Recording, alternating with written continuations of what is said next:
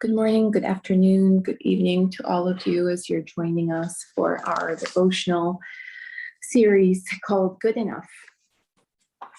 Today's topic is when words fail, and it's an interesting part of my season in life where I feel like words cannot really express all that I want to say, either to people or to God. So today I may be borrowing more words from the author and read for you. These are the pages from 200 to 204. And as I ask you to join me in today's devotional, I want us to all take a deep breath in and breath out. So I'm not going to count, but I just want you to do it by yourself.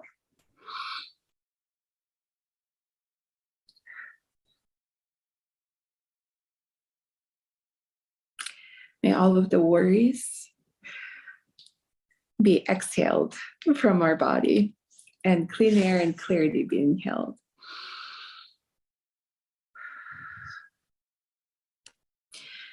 So what's interesting is that I read this passage or this chapter twice, and words are not necessarily coming.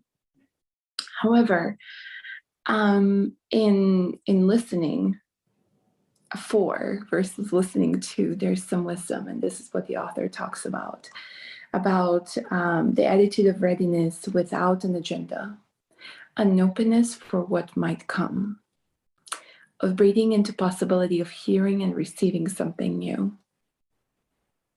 And I think that that's difficult for some of us. And I know that some of us struggle with the sense of control, and we feel like we can't control. And if we can clarify and be clear when we communicate, that the things that we communicate will come to us. But it's not really that way. And the author talks about this period between Good Friday and Easter Sunday, before we know of the resurrection. It's something in between Jesus walking into Jerusalem and the Palm Sunday welcome that we all did yesterday at church. And that period where he's abandoned by his friends, he's convicted a criminal, he's sentenced to death.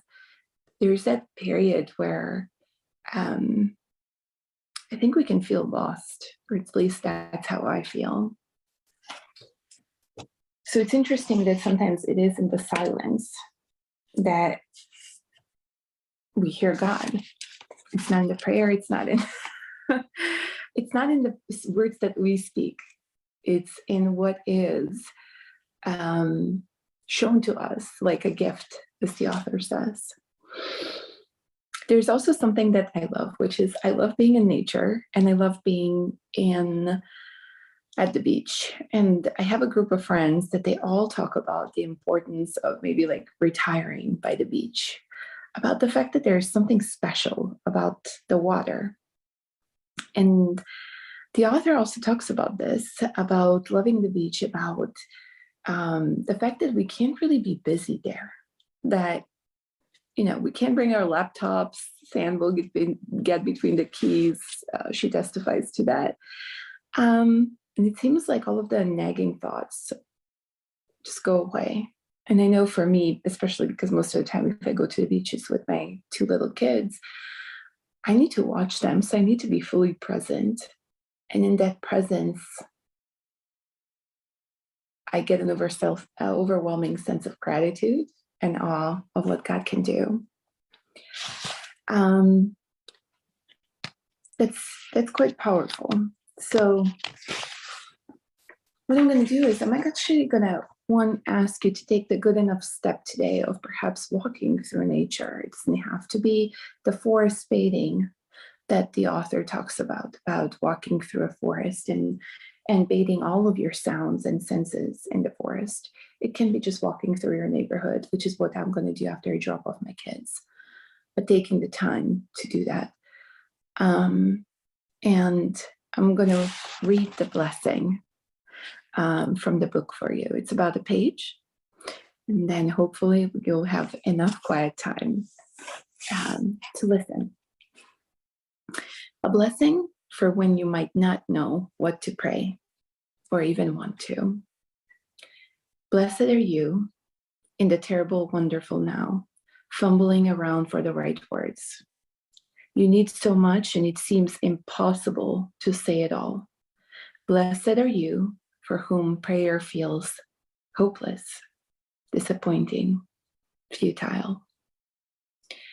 Blessed are you in your radical honesty, in the ways you speak of your grief, the long sleepless nights in an empty bed, of the physical pain you feel, the joints that don't work like they used to, your brain fog or chronic migraines.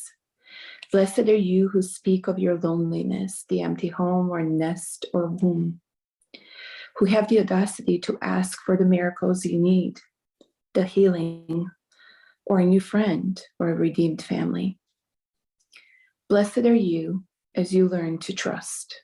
Trust a God who hears, who listens, who hasn't left your side, who prays on your behalf, interpreting those deep groans as you can't quite put into syllables or sounds.